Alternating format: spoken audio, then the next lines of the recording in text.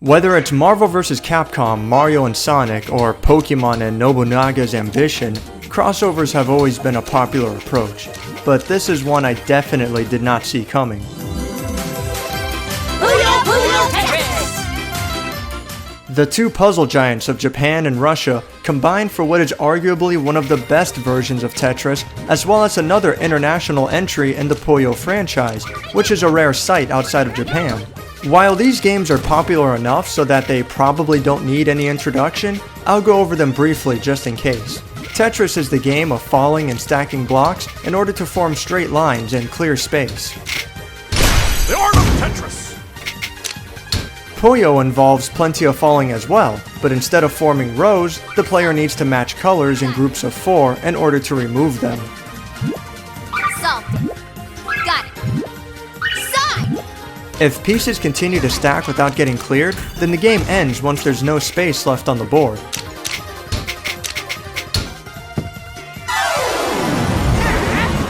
Let's try that again.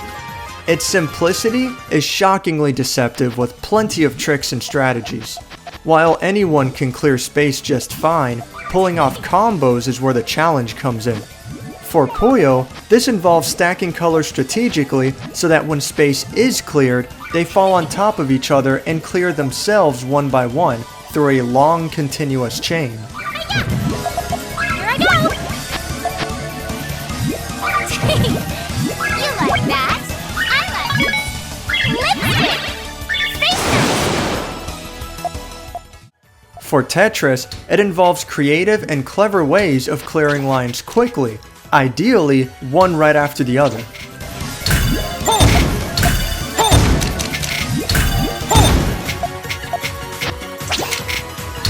Spin attack!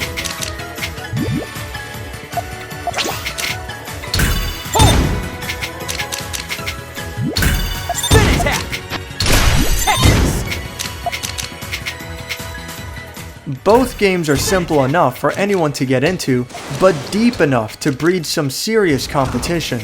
In Versus mode, performing successful combos will add garbage to the opposition, and 2 or more skilled players can turn such a friendly looking game into a fierce battle.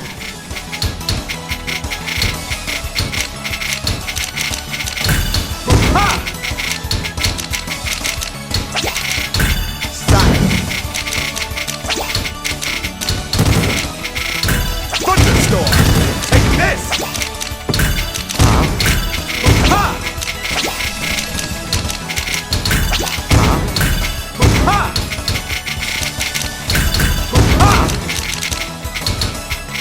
Interestingly enough, Puyo and Tetris can both play against each other while still retaining their own garbage rules, so you can still play regardless of preference. Hi there! Whoopsie!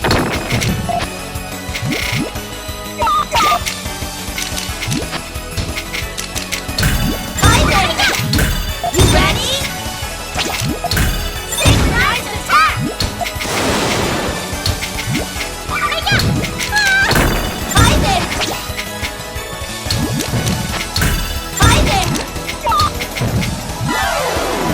Oh no! 2 is better than 1! Outside of the more traditional versus modes are a wealth of alternative modes. In swap mode, the board constantly switches between Puyo and Tetris, forcing the player to manage 2 boards at once. Let's swap! Fusion mode directly combines Puyo and Tetris at once, although the pieces still follow the rules that they come from. In other words, you can't clear Tetris pieces with Puyo ones, and vice versa. Now then.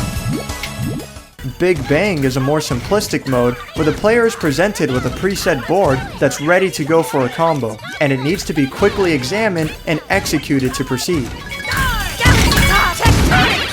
Nailed it! Then there's Party mode, easily the most hectic of them all. Along with the usual pieces, special boxes that contain power-ups will also fall, and breaking them open becomes a major priority here as they can blind the opponent, send difficult pieces to work with, and other insane obstacles.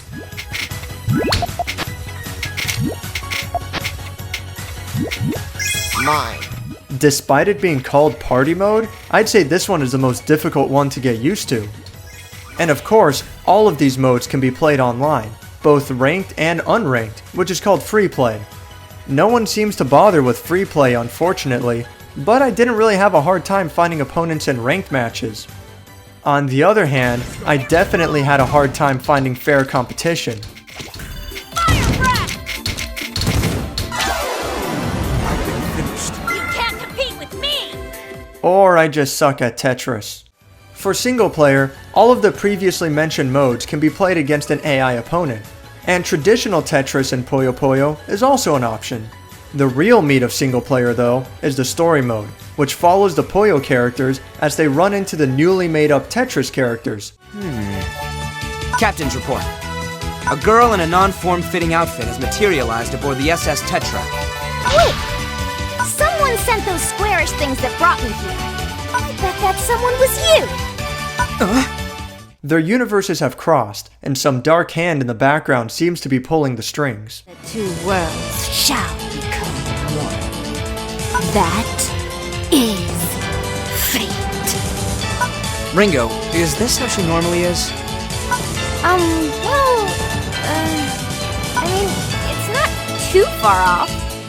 She's usually rather dark, but not quite so aggressive. She is weird, though. That part's definitely normal. Hey-ya! Not cool! No attacking during a side conversation! For all intents and purposes, the plot is insipid and devoid of anything interesting, but the dialogue and voice acting are absolutely superb. You expect me to answer to Creeper like it's no big deal? The time has come for me to clear my reputation by assaulting this young girl! Jokes come off real cutesy, but not so much that it becomes overly annoying or overbearing. It's a goofy story, but all of the characters know it, and they have a lot of fun with it. Just keep in mind that it's a lengthy and very, very challenging campaign. I had just reached Chapter 6, and I simply cannot proceed any further. And there's still Chapter 7 to go through, plus an additional 3 chapters that were DLC in the original Japanese release, although they're included here for free. The story mode is not for the faint of heart, although the game will allow you to skip to the next part after you've failed a number of times. When it comes to these kinds of games, I guess they're pretty tough to mess up. Well, tell that to Ubisoft.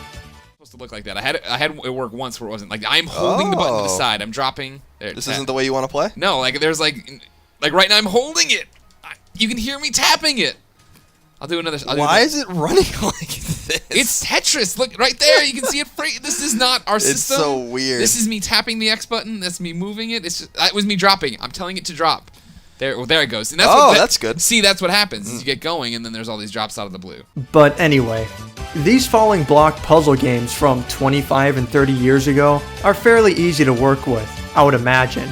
So why are the control options so limited?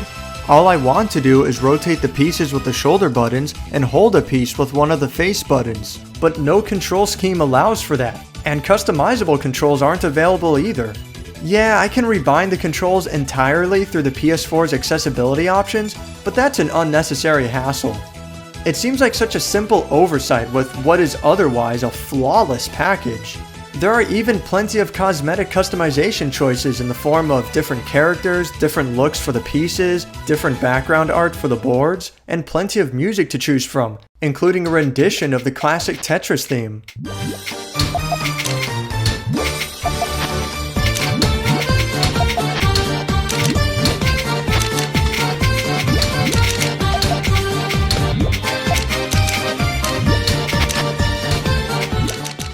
Now I'm sure what a lot of people are thinking. It's just a couple of old puzzle games. It's not that big of a deal. Who cares? This is definitely a case of what you see is what you get. And anyone can play some browser-based version of Tetris online for free. But if you're looking for an excellent version of both Tetris and Puyo Puyo for only $30 or $40 on the Nintendo Switch, then you won't be disappointed with this robust package of 2 iconic puzzlers.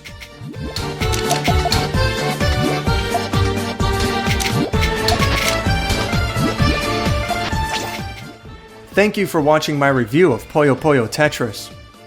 If you enjoyed this video, click the like button, and if you'd like to see more, subscribe.